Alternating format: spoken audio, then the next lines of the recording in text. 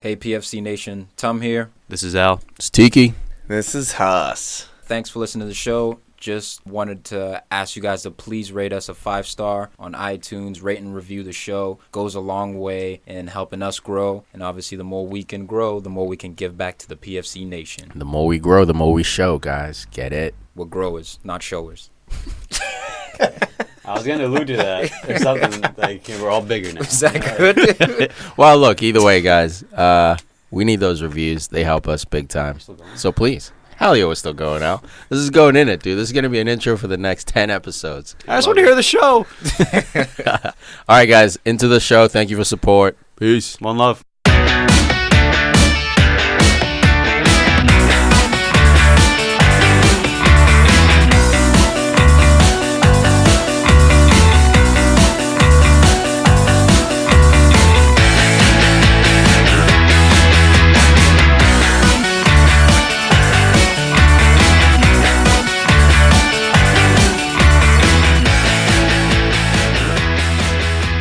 What's up, Podcast FC show fans? We have a special guest interview today. The man, the myth, the legend himself, Kevin Friel, and he is a major staff. He's a major staff person with the New England Revolution. He's Kev. I'll let you go into it. Kind of fumbling this introduction here. Sorry about that. But would you like to tell us where you're from? And a little bit about yourself. Yeah, a little bit about yourself, your affiliation with the Revolution. All right, how's it going? Good to be here, lads. I've heard a lot about it and enjoying the experience. So I'm from County Donegal in Northwest Ireland. Where's that? County Donegal in Northwest Ireland, and I went to like a Gaelic speaking school. So to me able to counsel on Gaelic impression. Will suck it. So yeah, it's in rural Ireland. Grew up on a farm with like 30 acres, so football, soccer was constant. Played that every day, and also played Gaelic football, which is another Irish sport where you use your hands and your feet, and it's much more physical. So I played in a local, like for the local team, and then we played in our local league, which was the Ulster Senior League. So it was a good standard. I was born with Perthes disease in my hips, so I had trouble with my hips when I was young. And then it came back when I was like 12, so I was quite small till I was about 17 or 18. So obviously learned how to look after yourself on the pitch with when you're that age, you know. So is that why you struggle with agility ladders nowadays? No, never. As I said, like, it all came good in the end to me. And how are you affiliated with the New England Revolution? So I moved here in 1995. I got a green card to work here through the Republic of Ireland. They give away like 35,000 working visas over 3 years. So it was long before 9/11 and all the hassles after that. Yeah. So it was they don't do that anymore. Like, so I was lucky I had family living here at the time. So I was coaching. Like, I was coaching from when I left. I still played like at a good level when I was in Ireland until then. Obviously, then I immigrated when I was like 21. Mm-hmm. So I was coaching at the local high school in Beverley on the North Shore and doing stuff in the evenings and keeping up my licenses and different things. And I met Devon Apogee at a guy from London who was just starting the academy at the Revolution. So it was literally the first team, and then there was really nothing else behind it. So there's nothing in place. That's and like what year was 11 years ago. 11 years? 11 years now. So the academy's 11, 12 years old? Or yeah, about 12 years old. And then the youth teams, so the actual teams are in their 9th season. Oh, wow. So like at the Revs... Relatively recent, though, you'd yeah. say. 11 years for a club in New England, it's our biggest club. Professional club. So, I mean, academy is the way forward, especially in America. We don't really have that. Mm-hmm. So to have an academy, they're sprouting up all over the place now, but that's essential almost to develop. So it was mandatory. It was real mandatory by MLS, the league, to have for all the MLS teams to start up an academy, and we actually got a lot of the money that we got going towards it came from the Clint Dempsey move to the Premier League. Oh, really? Because the club gets the money. The club gets it, and there's a certain amount had to be used for your academy. So that Clint was one of Dempsey, the- ladies and gentlemen, what a guy! Give him One of my that. favorite American Yeah. players of all time. Absolutely. Deuce. It's incredible that a transfer like that can fund such a start. The grassroots for that. Yeah, whole there's a program. certain amount. I think that's what I heard. A small, I don't. It wasn't obviously the whole thing, but Yeah, a certain amount had to be used on that. And That's initiative, though. That's yeah, it was a good initiative by the MLS overall. So all the teams then started their own youth teams, and that's like 9 seasons now. So basically I met Devin Apogee. I met him in Beverly. He was running a summer clinic that's where he started out. And Devin Apogee, he's the head of the youth program. He's Or the director Yep. of the Revolution Academy, shout out. which is which is like our department. Yeah. So there's like ticket sales. There's the youth teams now, which are connected to us, but are they're called the academy. But we're trying to make a difference now. Is like we work with the summer programs, and our job is more or less to keep. We have I think almost 100 coaches now, whereas when I met Devin, he was the only employee, and then that next summer it was a year before he got back to me. He was so busy Wow. because he was running the programs. Then there was like 6 of us, so I've been there like 11 years, and there was like 6 of us originally. We're all full time now, only in the last 6 or 7 years. And that's separate from the first team, right? The professional Yeah. team. Yeah. Even though they kind of do work in conjunction, especially more recently with us trying to develop, or the Revolution trying to develop the youth through the Revs Academy and trying to filter them through to the first team, right? Mm-hmm.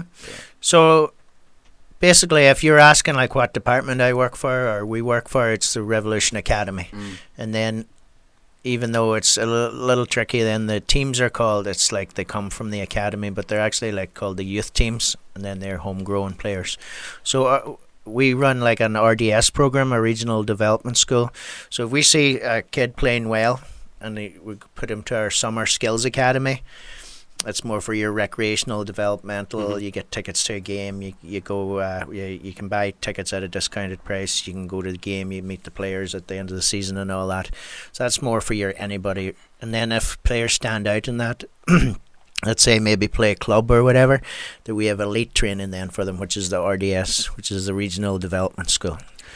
So that you sign up as well, and it's like 9 weeks of training, say at Foxborough at the Bubble down there, for an hour and a half each week for 9 weeks. So you get to watch. There's no real one-off trials anymore, or tryouts. Those don't really exist anywhere. But No walk-ons.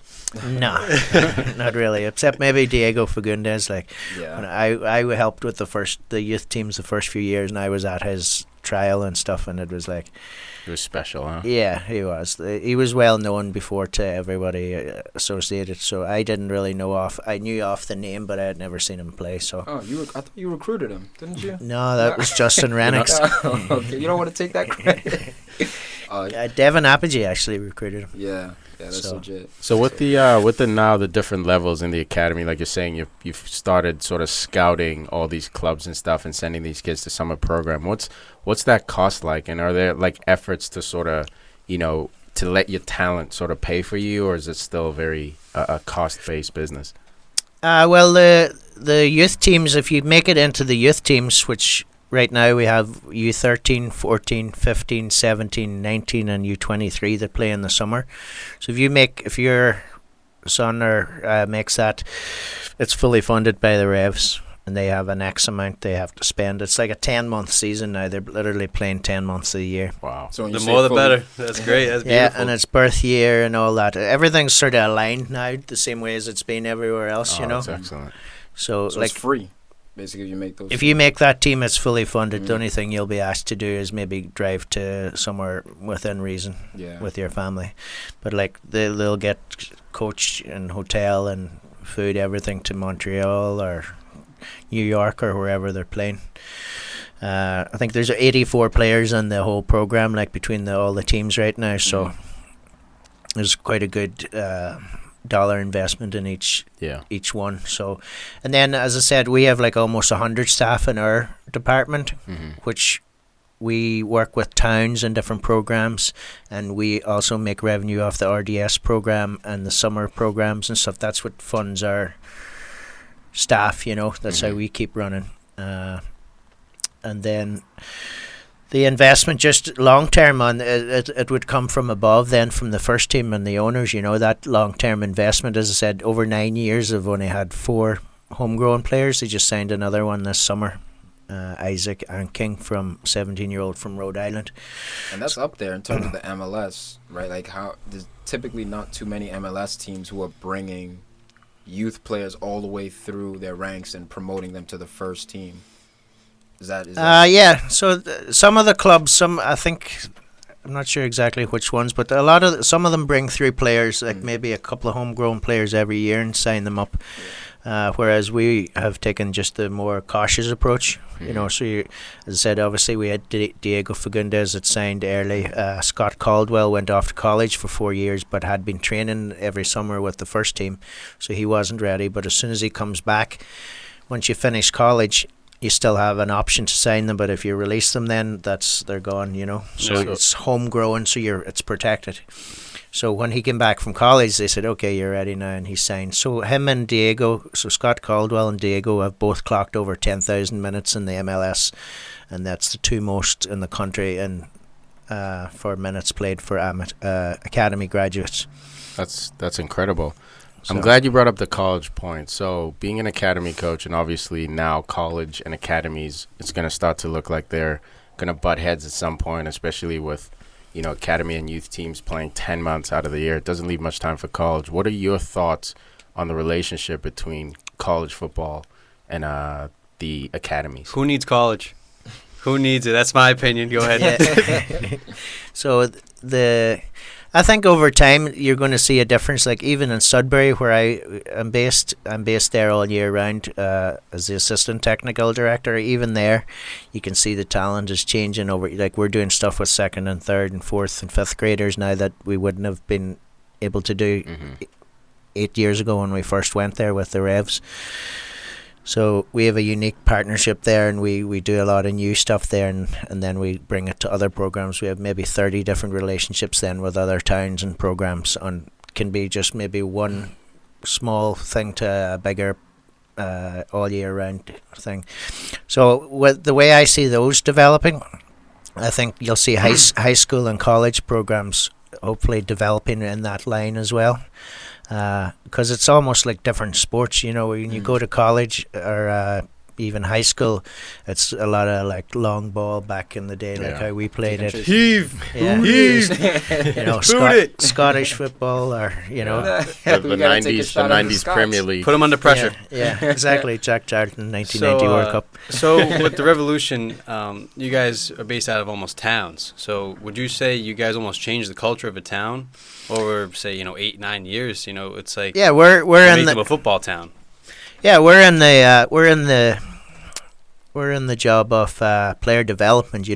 We're not really into youth soccer coming in just taking over your youth soccer program. We're into like developing players and putting in place a long term. So like if we did walk away from say a town or a program, that there would be something tangible there left for them.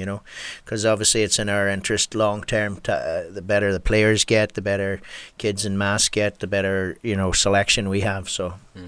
As I said, it can be tough to select. There's so many clubs and towns that are getting, as I said, doing better and better every year.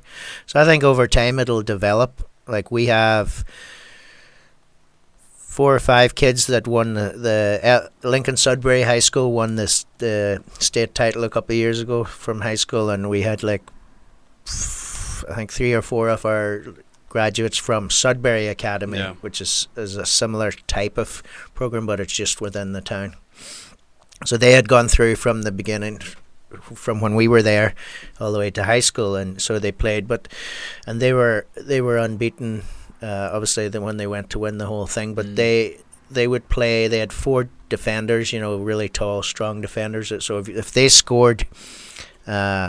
It was game over. It was like Tony Pulis' Stoke City. Yeah, and their keeper, I think, was he ended up going to Holy Cross and starting there, and he was like he was able to like score free kicks and everything inside their half. Right. So like that Brazilian goal. Yeah. So they were So once you, but my point was then that you could see a little bit more if play. Like as I said, we have a style of play in that we try and play in Sudbury. Play it out of the back, no booting the ball, not worrying about the score as much till they get a little bit older. So even with playing time and everything like that. Yeah, we do equal time. So it's an alternative to club. They train in Sudbury. They play in the local league. Like I have a boys team this spring that are going to be in Division 1. There's 137 teams in Division 2 in Boston area youth soccer, and we're in the top 8. So that's all same town based. Wow. No, totally different from like club rules as such. Yeah. And yeah, I have 2 questions for you, Kevin. I just want to get inside the mind of our guest here. We've been going through kind of like the analytics and the specific details and sort of positions. Now, I'd like to ask you, what do you think the most difficult position to play in football is, and why? And also, who do you support? Which club team outside of the New England Revolution do you support, and why? Well, the first club team I went to see was Glasgow Celtic. When I was real young, my cousins are season ticket holders there. And then my uncles, back in the day, a lot of people emigrated from where we are to work in the UK. My uncle worked in Manchester for a long time. So then my birthday was around FA Cup final time, and we used to always watch it with him. So I became a Manchester United fan. That's a shame, man. I love it. I'm sorry to hear that. That's beautiful. I'm sorry. That's beautiful. So for they won the FA Cup in 1983. That's my earliest memory. And then of course we went a long time without winning, even though Liverpool are like trying to beat that record at the moment. Now, you think Liverpool stands a chance in beating that record? Or? Oh yeah, they're doing so good. They're almost like 30 years without winning the Premier League. So there he is. Speaking of Liverpool. But Bus walks in here. All right. So, and position now. Which position do you think is the most difficult to play in football, and why? Yeah, that's a good one. It's a good debate question. Yeah, that's it's tricky. It changes, I suppose. I think the fullback positions now, the way they're sending players forward constantly, can be hard work, and it's a skill set that I think's changed over time. In what way? More athletic, better more foot skills. Yeah, but better foot skills and more movement off the ball, more movement with the ball. It requires a lot, for sure. I agree with you. Would you say that Arsene Wenger has the blueprint of the modern day fullback? Why you bringing up Wenger? Well, I'm talking about Arsenal turn of the century, flying fullbacks, overlaps for days. That's where it not began, but I think in my mind that sticks out. Yeah, that's true. I suppose I never really thought of it like that. Hey, giving Wenger some credit. I thought you were going the other way with it. Once upon a time, he got things right. Wenger was. Once upon a time, Ashley Cole. We want Wenger to stay. Yeah, right. Wenger out. That's all I'm gonna say. So that position, like that's what we're trying to teach the kids in the program when I'm coaching, and I've got a really decent little team for the 5th, 6th grade team that I have, but that's probably the thing they find hardest to. Overlapping runs, joining into the attack just from doing defense. almost doing 2 positions into one. Yeah. So they're going to technically have all the skills, hopefully, or they've put in the hours and the touches. So by the time they get a wee bit older to, high school age, that's when they'll start to try and probably get more work on the tactical part of it. Mm-hmm. So we really focus on the development of the players with the ball. What would you have to say about goalkeepers in that regard, as far as most difficult position? Oh yeah, the goalkeeper's position is very difficult. Obviously, I think the same thing. It's changing.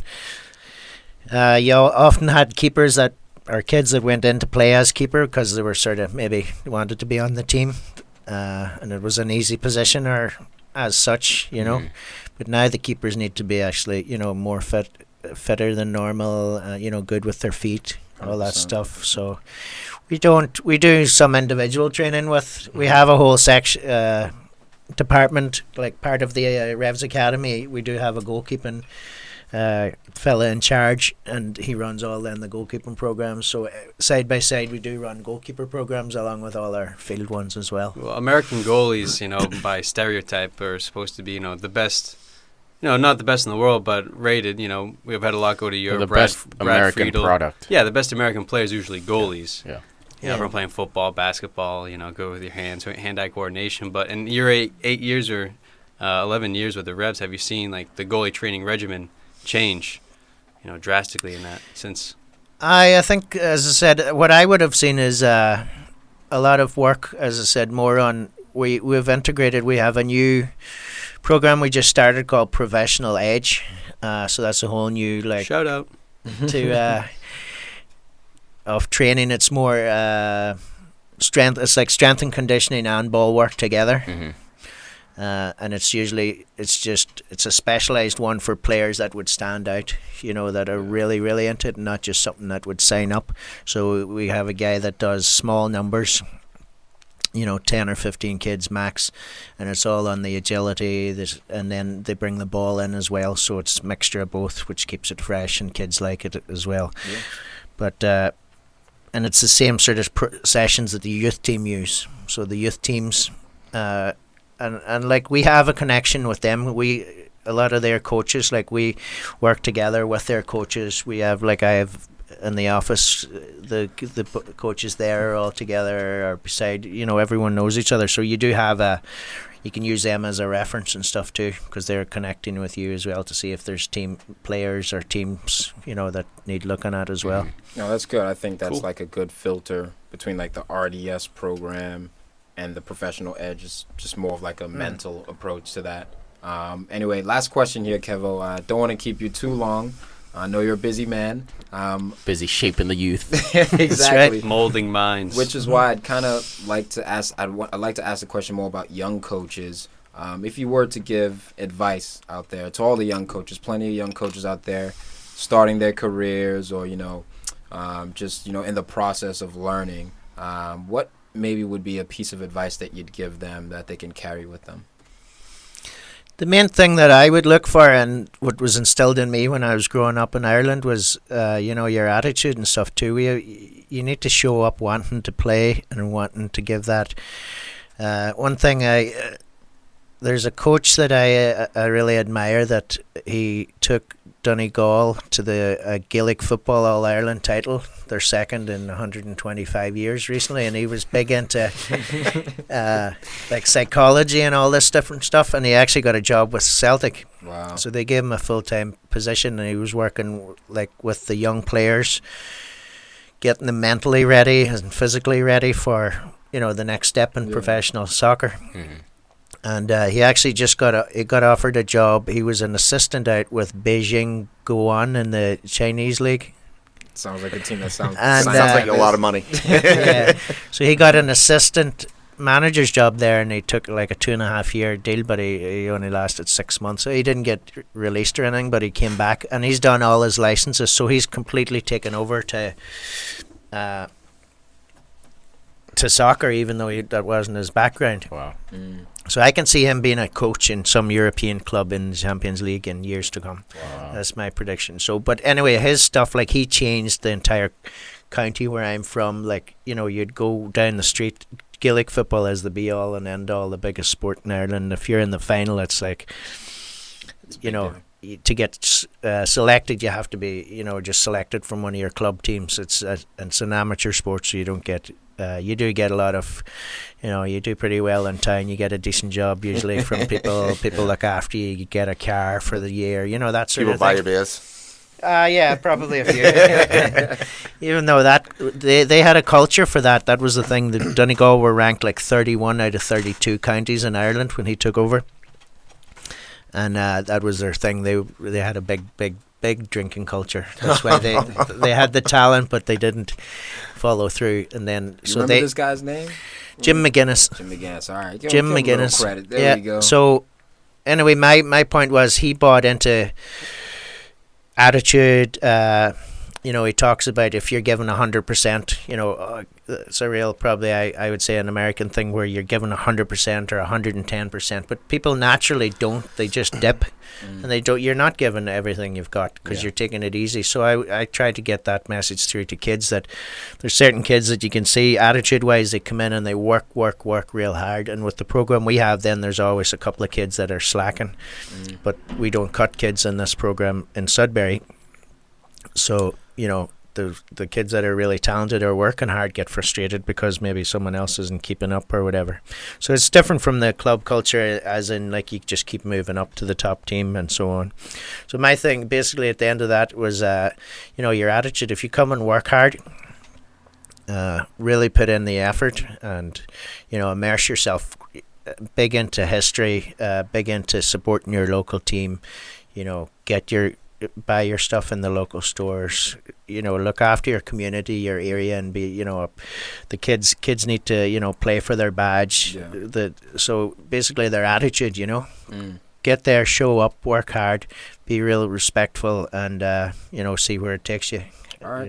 Got it, Kevo. And so coaches, just to wrap it up, if you, the kid's not putting in 100%, make sure you cut him. Moral of the story. Yeah, that's the moral of the story. No, just kidding. Hey, Kevin, thanks for coming on, guys. Any, a round of applause. Social media. Anything you'd like to plug or any? He applauded for himself. That was nice. Well, actually, now that you say that, we have just started an Instagram. We're a little behind, but at the Revs Academy, as I said, we're trying to separate it. So at Revs, REVS Academy. So it's separate from, we had New England Revolution Academy, which is under the youth teams. So as I said, they're sort of different. So we're trying to keep our so this'll one of the guys at the office, Taxi, runs this one now. So we're really making inroads into social media because our department is growing and growing.